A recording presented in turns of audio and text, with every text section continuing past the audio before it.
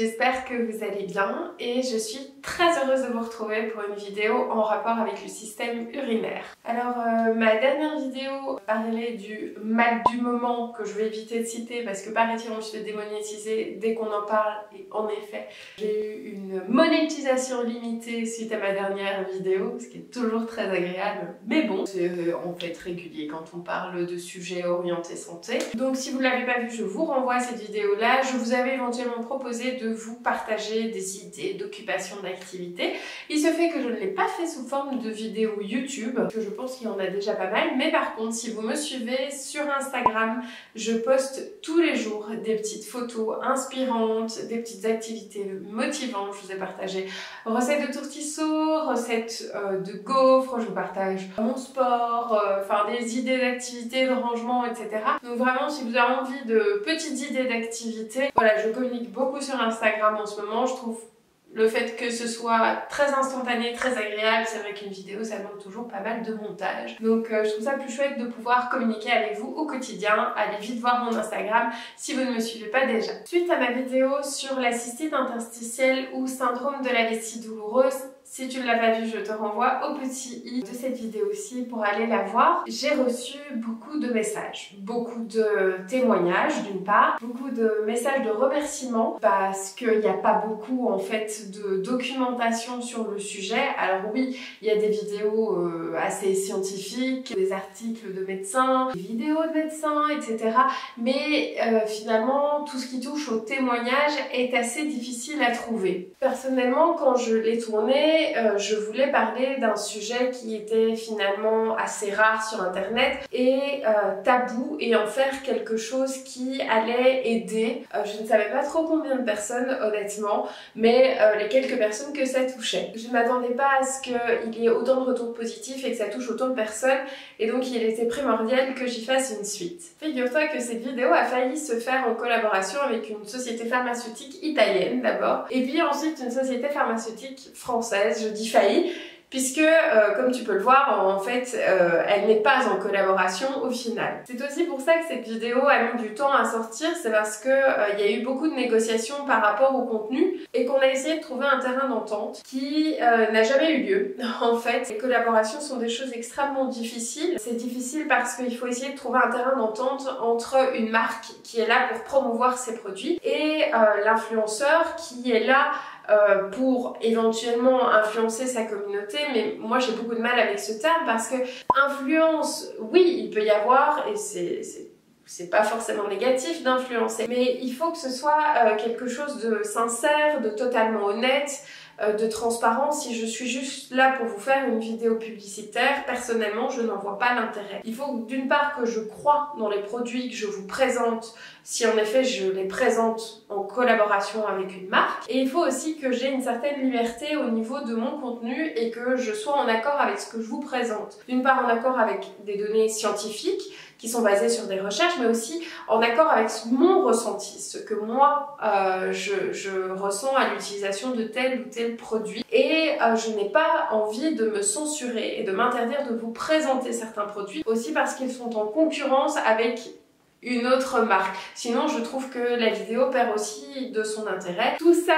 a fait que finalement, après beaucoup de tergiversations, la vidéo ne s'est pas faite en collaboration avec eux. Et je pense que c'est pour un bien pour vous. Donc je suis très contente aujourd'hui de pouvoir vous faire cette vidéo en toute liberté. Cette parenthèse étant à présent faite, passons au contenu essentiel de la vidéo. Tu l'as vu, aujourd'hui on va parler de cystite bactérienne et de cystite interstitielle et de la manière de les reconnaître l'une et l'autre parce que figure-toi que c'est pas si évident que ça. On va commencer avec la cystite bactérienne. Donc cystite bactérienne, c'est bien entendu parce qu'il y a des bactéries qui sont souvent des bactéries d'ordre E. coli. C'est une infection qui est finalement très fréquente chez la femme, qui arrive parfois aux hommes et on dit d'ailleurs que c'est plus grave pour les hommes. Alors la croyance veut qu'on dise que c'est lié à un manque d'hygiène ou parce qu'on ne boit pas assez. C'est pas totalement faux et c'est pas totalement vrai non plus. C'est-à-dire qu'on peut avoir une hygiène irréprochable, voire trop d'hygiène intime justement et boire beaucoup et quand même avoir des cystites de manière régulière. Donc les deux ne sont pas associés systématiquement. Les femmes sexuellement actives peuvent en avoir plus facilement, puisque vous le savez peut-être, mais l'appareil féminin est fait de telle sorte que l'urètre est finalement très court et que les bactéries suite à éventuellement un rapport sexuel peuvent remonter très rapidement jusqu'à la vessie. Donc c'est pour ça qu'on conseille aussi d'uriner après les rapports sexuels. On dit aussi que le stress peut les favoriser. Je pense qu'il y a beaucoup de facteurs qui peuvent en effet entrer en ligne de compte. Stress passager, une fatigue chronique, trop de lavage par exemple, ça peut aussi jouer un rôle. Alors la cystite interstitielle, comme je vous l'ai déjà dit, a changé de nom et s'appelle aujourd'hui syndrome de la vessie douloureuse. Alors ça a changé de nom et je pense que c'est une bonne chose, même si moi j'utilise encore cystite interstitielle parce que beaucoup de gens la connaissent sous ce nom-là. Pourquoi c'est une bonne chose? Simplement parce que le problème de dire cystite, c'est que ça faisait une confusion dans la tête des gens et que les gens avaient tendance à prendre ça à la légère en disant bah écoute, si t'as une cystite, va chez le docteur, prends un antibiotique et ça va passer. Alors que c'est pas du tout ce qui se passe, d'autant que ce n'est pas une infection bactérienne, contrairement à la cystite classique. En réalité, il s'agit d'une sorte d'inflammation entre guillemets un petit peu spontanée de la vessie. On a encore beaucoup de mal à expliquer à l'heure actuelle. Ça se présente par crise, avec des moments d'accalmie, et puis ça revient plus ou moins fort. On dit même qu'avec l'âge, les crises peuvent être de plus en plus douloureuses, voire de plus en plus fréquentes, et bien entendu, ça ne passe pas avec les médicaments qu'on prescrit habituellement pour les cystites classiques. C'est encore aujourd'hui une maladie très invalidante et très mal diagnostiquée qui est toujours assez incomprise. À une époque, on associait ça à des crises d'hystérie féminine. On disait que ça n'existait pas, que ce n'était pas possible. Heureusement, les analyses aujourd'hui permettent de prouver qu'il y a bien quelque chose, qu'il y a bien un foyer d'inflammation sans qu'on puisse forcément expliquer pourquoi. Mais il n'empêche que je pense qu'à l'heure actuelle, on ne se rend toujours pas compte de l'invalidité que ça peut provoquer chez les femmes, sachant que des crises peuvent parfois durer plus d'une semaine et que dans certains cas il y a d'autres solutions que de rester allongé parce qu'on présente des symptômes tellement forts de douleur, de nausées qu'il est impossible de mener une vie professionnelle normale et une vie personnelle aussi normale. Alors sache aussi que tu peux avoir les deux.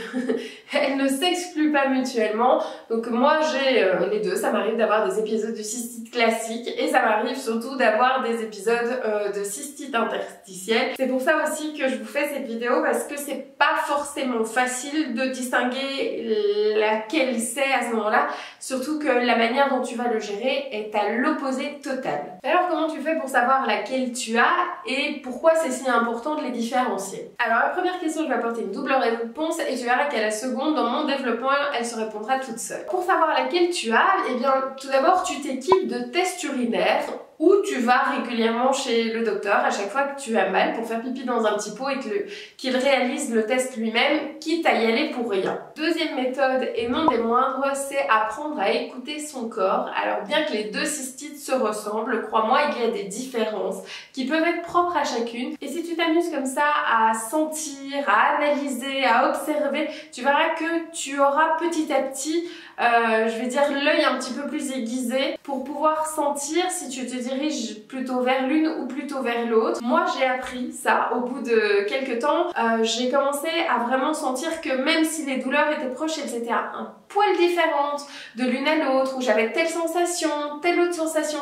Et maintenant j'arrive à pratiquement plus me tromper et à savoir directement ah ça c'est une crise de cystite interstitielle, ah non ça c'est probablement une cystite classique. Avant de t'expliquer le principe de fonctionnement de ces petites bandelettes urinaires, ce que je vais faire c'est que je vais te donner un mini cours sur le pH urinaire. Tu verras, c'est très simple à comprendre et surtout ça te sera super utile. Comme notre peau, comme notre flore vaginale, comme notre estomac, notre urine a également un pH. Le pH il peut être acide, neutre ou basique. Selon le moment de la journée, selon notre alimentation, selon les médicaments qu'on prend, ce pH va varier. Il va aussi entre 4,5 ce qui est très acide et 7,5 ce qui est très basique. Et idéalement, il faudrait qu'il reste entre 5,8 et 6,2. Normalement, ton pH le plus acide sera le matin à jeun lors de ton premier pipi et puis ça va se basifier au cours de la journée. Le plus simple à retenir dans tout ça, c'est de se dire que l'urine du matin, elle est très jaune, elle est très concentrée et puis au cours de la journée, tu vas boire beaucoup et puis ton pipi va devenir de plus en plus clair, donc il devient de plus en plus basique. Dès que ton pH urinaire va dépasser les 6,5, il devient alors beaucoup plus basique, on dit aussi pH alcalin. Le risque d'infection urinaire augmente. Dis-toi qu'en fait l'acide, ça tue les microbes et que moins il y a d'acide, plus ils ont de l'eau douce pour proliférer. Dès que le pH est inférieur à 5,5, on dit que ton urine est plus acide. Et là, d'un coup, les épisodes de cystite interstitielle, si tu y es sensible, peuvent commencer. Là aussi, c'est assez simple à retenir. Dis-toi que si tu as une plaie, puisque c'est un petit peu ce qui se passe avec ta vessie, ta vessie est irritée, donc imagine que c'est tout irrité. Si tu mets de l'alcool dessus, ça pique. Eh ben, dis-toi qu'ici, c'est pareil. Et donc, pour permettre à ta paroi vésicale de se soigner, de se régénérer, eh bien, il faut calmer l'action irritante de l'urine, d'où l'importance de la basifier, en quelque sorte de la diluer. Alors, si tu le souhaites, il existe des tests qui existent pour mesurer précisément le pH de ton urine. Je trouve ça personnellement assez cher et je n'en ai pas d'usage. Moi, le fait de comprendre le fonctionnement du pH comme je viens de te l'expliquer et l'incidence que ça peut avoir sur la cystite bactérienne ou la cystite interstitielle et son effet sur les douleurs, ça me suffit amplement. Après, je travaille avec les petites bandelettes urinaires qui, elles, ne coûtent pas cher du tout. Alors, celles que j'utilise, ce sont les Combure 7 tests. C'est un truc que tu trouves en pharmacie, même en pharmacie en ligne. Voilà, c'est pas très cher. Je sais plus combien tu as de bandelettes dedans, mais t'en as vraiment beaucoup. Alors ça peut faire peur, hein, comme ça, mais rassure-toi, c'est très simple d'utilisation. Dis-toi que dès que moi j'ai une gêne urinaire, je n'attends pas. Je prends un petit pot pour recueillir les urines, je vais faire pipi dedans, et puis je sors ma petite bandelette. Je vais te montrer à quoi ça ressemble. Voilà, des petites bandelettes comme ça, comme tu vois chez le docteur. Une fois que j'ai recueilli mes urines, je trempe ma petite bandelette dedans et j'attends quelques secondes. Si tu veux, tu comptes 5 secondes, c'est largement suffisant. Et ensuite, tu regardes les couleurs qui sont apparues dessus. Sur le pot, on te montre à quoi correspond chaque couleur. Donc déjà ici, tu as le pH. Donc on te dira si c'est plutôt basique ou acide et tu viens de comprendre justement quand est-ce qu'il était basique ou quand est-ce qu'il était acide. On te propose aussi les leucocytes, les nitrites, les protéines, etc. Ce à quoi tu dois être particulièrement attentif, ce sont les leucocytes et les nitrites qui, s'ils sont positifs, te disent qu'il y a de très fortes chances pour que tu aies une infection urinaire d'origine bactérienne. À ce moment-là, tu te rappelles de ce que je viens de t'expliquer et tu te dis ok, si j'ai une infection d'origine bactérienne, il faut que je tue les microbes, donc il faut que j'acidifie mon urine. C'est la première chose que tu peux faire en attendant ton rendez-vous chez le docteur avant qu'il te prescrive le traitement le plus adapté. Comme ça, tu limites la prolifération des bactéries et ça va t'aider toi à te sentir mieux aussi. Évidemment, à l'inverse, si les leucocytes et les nitrites sont négatifs, ça écarte fortement la piste d'une infection bactérienne et tu te dis, tiens, est-ce que je n'aurais pas un épisode de cystite interstitielle? À ce moment-là, tu te dis, ok, je sais ce qu'il faut que je fasse, je vais alcaliniser mon urine ou basifier mon urine pour éviter d'avoir de trop fortes douleurs. Évidemment, tout ça, moi je le fais parce que je sais que j'ai de la cystite interstitielle. C'est important en tout cas d'avoir un diagnostic, je veux dire, assez précis. Je mets des guillemets parce qu'on sait bien que le diagnostic de cystite interstitielle est fait finalement par écartement des autres pistes et qu'il n'y a pas d'examen proprement parlé qui te dit que c'est une CI. Mais c'est important que tu fais quand même malgré tout quelques examens préalablement. Tu peux toujours faire ce genre de test aussi pour te rendre compte, tiens, si je basifie mon urine, qu'est-ce que ça fait, tiens, est-ce que ça m'aide? Ce seront des éléments que tu pourras apporter en plus au médecin lors de ton diagnostic et ça t'aidera. Moi, sachant que j'ai des épisodes de cystite interstitielle, directement ça me met la puce à l'oreille et je sais quoi faire. Moi j'ai pris finalement l'habitude de tester mes urines comme ceci et d'ailleurs mon médecin généraliste m'a dit que j'avais très bien fait parce que comme ça m'arrive souvent, si je devais à chaque fois attendre d'aller chez le docteur sans savoir si c'est plutôt l'un ou si c'est plutôt l'autre, sachant que si c'est de la cystite interstitielle, il peut pas faire grand chose pour moi et moi je sais à peu près quoi faire. Si c'est une cystite bactérienne, il faut réagir assez rapidement. Mais finalement moi j'ai pris cette habitude-là et ça me convient très bien. D'autant plus que j'ai eu l'expérience malheureuse, il y a de ça quelques temps, d'avoir une crise énorme. Je n'utilisais pas encore ceci et j'ai cru à ce moment-là que c'était une cystite bactérienne parce que j'avais l'impression que rien ne passait et les symptômes me perturbaient quand même fort. J'ai été chez le médecin, ce n'était pas mon médecin généraliste habituel, j'ai dû aller chez un autre qui m'a prescrit une sacrée dose d'antibiotiques que j'ai pris durant 10 jours avec tous les effets secondaires qui vont avec. 10 jours plus tard, j'avais toujours mal. Évidemment, au moment où j'étais allée chez lui, il avait fait un petit prélèvement urinaire qu'il avait envoyé au laboratoire. Je n'avais pas eu de résultat et donc j'ai dû retourner chez le médecin pour dire écoutez, ça va pas du tout. Et là, au test, on m'a dit « Ah, mais en fait, vous n'avez pas d'infection urinaire. » Ah, ben oui, en fait, c'était pas une infection urinaire, c'était un épisode de cystite interstitielle que j'avais eu du mal, moi, à identifier. Et si j'étais passée par ça, ben, ça m'aurait évité de prendre des médicaments pour rien. Donc là, normalement, tu as compris une chose qui est quand même primordiale là-dedans, c'est que on fait exactement l'inverse selon qu'on a une cystite ou plutôt l'autre. Si on a une cystite bactérienne, on acidifie les urines. Si on a une cystite interstitielle, on basifie, on alcalinise les urines, ce qui est totalement l'inverse. Et donc il faut pas faire de bêtises non plus parce que si tu penses avoir un épisode de cystite interstitielle et que tu basifies ton urine, tu vas engendrer la prolifération des bactéries, ce qu'il faut surtout pas si tu as une cystite classique.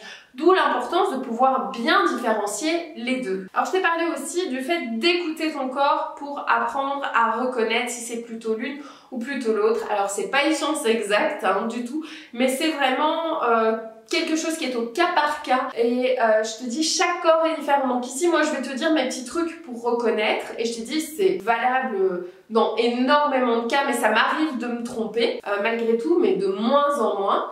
Mais peut-être que ce que je vais te dire ne va pas te correspondre. C'est un petit peu à toi à observer, analyser. Moi, ça fait tellement longtemps que j'ai des épisodes que, à force, j'ai commencé à les comprendre. Un petit peu désespérée par mes douleurs, je me suis dit peut-être que c'est une méthode qui va me faire du bien et en effet, je trouve ça très efficace. Déjà, moi, quand j'ai une cystite classique, je vais très souvent aux toilettes, même pour 2 gouttes et ça me soulage absolument pas. En fait, c'est pire quand je vais aux toilettes. Ça me brûle tellement et la brûlure, elle reste même après avoir uriné. J'ai aussi ce qu'on peut appeler des sortes de sueurs froides qui sont très caractéristiques. Je pense pas faire de la fièvre, mais j'ai une espèce de d'aigreur et de sueur froide que je ressens aussi quand je mange des yaourts, puisque je ne supporte pas le lait.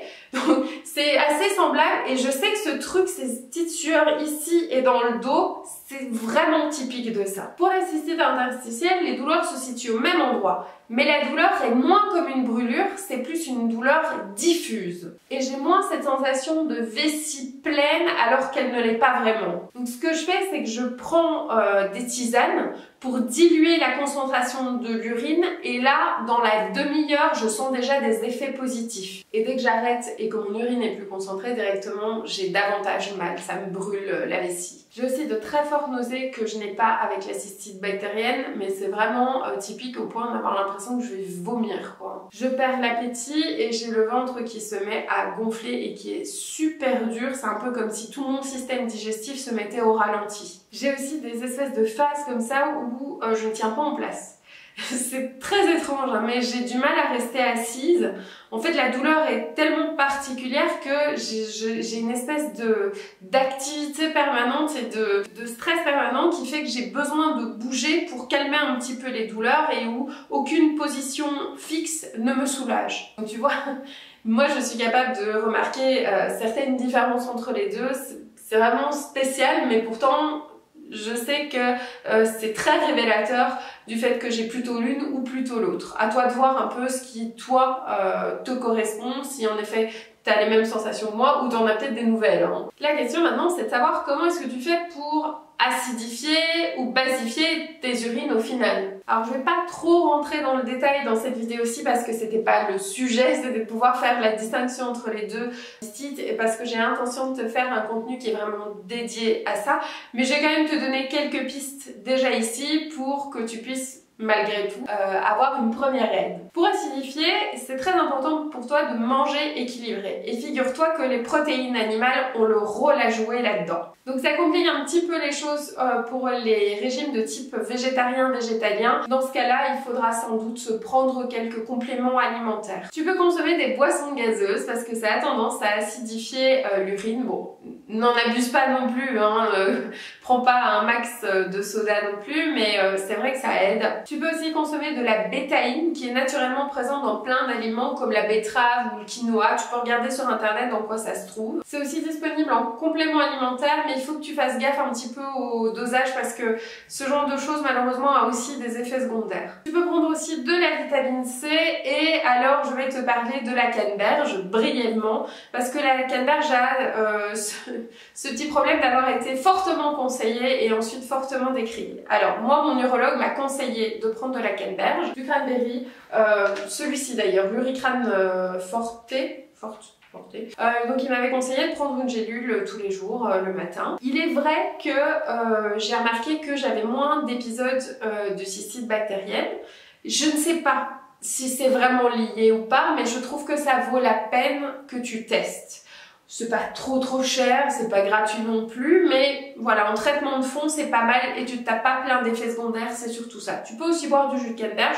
Moi, j'aime bien, je trouve que ça a bon goût, tu peux tester. Alors, au niveau de l'acidification de l'urine, on avait tendance à dire que oui, il semblerait finalement que non. Moi, je te dirais que finalement, peu importe, teste-le, vois si ça te convient toi et si ça t'aide. Si ça t'aide pas, passe à autre chose. Alors à l'inverse, pour alcaliniser tes urines, tu vas éviter le café, l'alcool, les boissons gazeuses. Alors on dit que ça dépend aussi des boissons gazeuses. Moi de manière générale, peu importe ce que c'est comme boisson gazeuse, ça a des bulles, ça me fait mal à la vessie, c'est tout. Les épices aussi. Moi je te recommande aussi les tomates. Alors à ce niveau-là aussi, il y a discussion sur le sujet des tomates. Moi c'est immédiat. Je prends des tomates, je le sens, c'est un peu comme l'alcool ou les boissons gazeuses. Ça me fait vraiment très rapidement une douleur à la vessie et je suis pas la seule à le dire. Le jus de citron me fait beaucoup de bien. Je sais, ça peut sembler paradoxal parce qu'au départ il est acide, mais en fait une fois qu'il est intégré par le corps, il devient un élément basique. Et donc j'ai remarqué que quand moi je me fais du citron, je me mets, c'est des boissons un petit peu citronnées ou simplement un peu de jus de citron dans l'eau avec des petits glaçons, ça me fait beaucoup de bien. Je te conseille aussi d'avoir une activité physique régulière. Je sais, on dit le sport, c'est bon pour tout. Mais là, c'est vrai pour ça aussi parce que, comme je t'ai dit, le stress est un facteur aggravant de tout ça. Donc, le fait de sortir, te bouger un petit peu, ça va t'aider à relâcher. Je sais que c'est pas facile, hein, pour le coup. Parce que il y en a qui me disent, écoute, avant, moi, j'avais de l'activité physique et depuis que j'ai ces crises-là, j'ai peur d'être loin de la maison. J'ose plus faire de sport et tout ça. Et c'est un cercle vicieux. Moi-même, quand j'ai mal, et je peux vous le dire, ce matin, j'ai été courir et pourtant j'ai mal à la vessie. Mais pendant que je courais, je me focalise sur autre chose et ça va. Bon, je cours à mon rythme, hein, je cours pas comme une dingue, je saute pas en l'air, je fais de la course tranquille, mais après je me suis sentie vraiment bien, ça m'a fait du bien. Dites-vous vraiment que vous allez essayer d'un petit peu réveiller votre corps, drainer un petit peu tout, buvez de l'eau minérale, voilà, faites-vous du bien, prenez de la spiruline qui est très bonne pour la santé et prenez du gingembre aussi qui a des propriétés anti-inflammatoires excellentes et qui moi aussi me fait beaucoup de bien. Il y a aussi des aliments, vous pouvez vous amuser à regarder mais je vous en parlerai, il y a des aliments aussi qui sont très bien, les châtaignes par exemple ou les raisins secs. C'est très bien aussi. Les patates aussi, c'est très bien. Manger des patates. Alors, c'est tout pour cette vidéo-ci. J'espère qu'elle t'a plu et j'espère surtout qu'elle t'a aidé à pouvoir faire la différence entre cystite bactérienne d'un côté et syndrome de la vessie douloureuse de l'autre. Comme je te l'ai dit, il n'y a pas vraiment de recette miracle, mais si déjà tu comprends mieux comment fonctionne ton corps, tu es sur la bonne voie pour le respecter et pour l'aider à aller mieux. Alors, j'entends aussi beaucoup de filles qui me contactent et qui me disent, voilà, mon médecin m'a proposé des traitements plein d'effets secondaires, j'ai essayé des choses hyper invasives, ça n'a pas eu d'effet, ou pire, ça s'est encore aggravé après. Voilà, moi je vais vous dire quelque chose, prenez du temps pour réfléchir aux conséquences de tout ça. Personnellement, j'aurais pu m'engager sur une batterie de tests supplémentaires, 1 hyper humiliant, 2 hyper invasif et douloureux, 3 sans garantie du tout des effets et vous me le prouvez en m'écrivant. J'ai fait le choix, moi, d'arrêter là au niveau médicamenteux en toute connaissance de cause et de m'orienter sur un chemin qui est beaucoup plus respectueux de mon corps et qui est beaucoup plus naturel. Je ne me soigne à l'heure actuelle qu'avec des compléments alimentaires, qu'avec une écoute de mon corps et je continue à avoir une vie la plus normale possible. Je dis pas qu'il n'y a pas des moments où j'ai besoin de me poser parce que j'ai vraiment mal, mais j'ai plus des crises comme avant où j'étais pliée en deux de douleur, où j'en pouvais plus, parce que je sais maintenant beaucoup mieux comment ça marche et j'ai confiance dans le fait que ça va aller. Et ça m'empêche pas là de vous tourner une vidéo même si j'ai mal, ou de ranger la maison, ou de, je sais pas, de faire le ménage, ou de faire des travaux, ou de faire du sport. Donc c'est pour vous dire vraiment, c'est un message d'espoir ici que je vous donne. C'est possible ces choses-là, c'est un choix. C'est long, mais moi je suis contente d'avoir choisi ce chemin-là. Je n'avais pas l'intention d'être une expérience pour le coup pour les médecins. Je savais pertinemment qu'on était dans un domaine qui était encore très mal connu et pour lequel il n'y avait pas de traitement à l'heure actuelle réellement efficace à 100%, mais des traitements bourrés d'effets secondaires, et je me suis dit c'est pas ce que je veux. Donc voilà, c'est un choix. Je dis pas que c'est ce que vous devez faire. Vous faites votre chemin à vous et je ne vous juge absolument pas si au contraire vous préférez vous orienter vers la médicamentation, quitte à explorer plein de choses sans forcément savoir si ça va marcher. C'est votre choix, je sais à quel point ça fait mal et je sais à quel point on a envie de trouver quelque chose qui fonctionne. Donc vraiment, mais je vous dis, moi c'est mon cheminement et aujourd'hui je vais bien.